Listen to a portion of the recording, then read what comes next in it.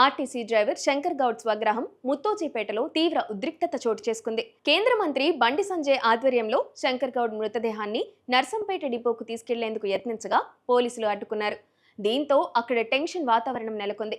విషయం తెలిసిన వెంటనే వరంగల్ సిపి సన్ప్రీత్ సింగ్ ముత్తోజీపేటకు చేరుకుని కేంద్ర మంత్రితో మాట్లాడారు. నర్సంపేట డిపోకు శంకర్ మృతదేహాన్ని తీసుకెళ్లేందుకు పోలీసులు నిరాకరించారు.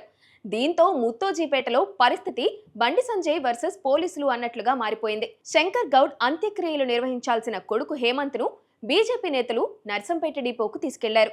అయితే శంకర్ గౌడ్ డెడ్ బాడీని తిరిగి కూతురి ఇంటికి తరలించారు పోలీసులు. దీంతో ఆర్టీసీ డ్రైవర్ అంత్యక్రియలపై సస్పెన్స్ కొనసాగుతుంది. ఎట్టి పరిస్థితుల్లో శంకర్ మృతదేహాన్ని డిపోకు తరలించాలని బండి సంజయ్ పట్టుపడుతుండగా అనుమతి లేదని పోలీసులు తేల్చి చెప్పేస్తున్నారు. దీంతో 365 జాతీయ రహదారిపై కిలోమీటర్ల మేర ట్రాఫిక్ నిలిచిపోయింది. అంతకుముందు భారీ కాన్వాయ్తో బండి సంజయ్ బీజేపీ శ్రేణులు ముత్తోజీపేటకు చేరుకున్నారు. శంకర్ గౌడ్ మృతదేహానికి కేంద్ర మంత్రి నివాళులు అర్పించారు. బండి సంజయ్ రాక సందర్భంగా పోలీసులు భారీ బందోబస్తు ఏర్పాటు చేశారు. ఆర్టీసీ డ్రైవర్ శంకర్ మృతదేహాన్ని డిపోకు తీసుకెళ్లనీయకపోవడం దారుణమని కేంద్ర మంత్రి బండి సంజయ్ ఆగ్రహం వ్యక్తం చేశారు.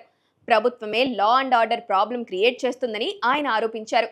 మానవతా విలువలు లేకుండా ప్రభుత్వం వ్యవహరిస్తుందని ఆయన మండిపడ్డారు. సాంప్రదాయాలను విస్మరిస్తుందని కూడా అన్నారు. ఒకప్పుడు కాంగ్రెస్ నేతలు ఆర్టీసీ కార్మికుల దగ్గరకు వెళ్లి రాజకీయం చేయలేదా అని ఆయన ప్రశ్నించారు. శంకర్ గౌడ్ మృతదేహాన్ని డిపో వరకు తీసుకెళ్లనివ్వకపోతే రేపటి వరకు బాడీ ఇక్కడే ఉంటుందని స్పష్టం చేశారు.